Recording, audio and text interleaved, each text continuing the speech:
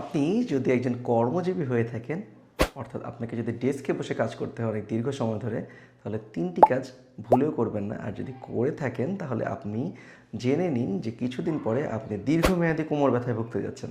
প্রথম যে কাজ সেটা হচ্ছে টানা 1 ঘন্টার বেশি আপনি চেয়ারে বা ডেস্কে বসে থাকবেন না। সেকেন্ড যে কাজটি করবেন সেটা হচ্ছে আপনার ডেস্কে আপনার কোমরের পিছনে একটা পিলো বা সাপোর্ট ইউজ করবেন সবসময়, যেটা হবে খুব কমফোর্টেবল এবং যেটা মেরুদণ্ডের আর্চের সাথে অ্যালাইন করে। আর 3 নম্বর যে কাজটি করবেন না সেটা হচ্ছে আপনার ডেস্কের হাইট এবং চেয়ারের যে হাইট এটাকে আপনি অ্যালাইন করে নিতে হবে।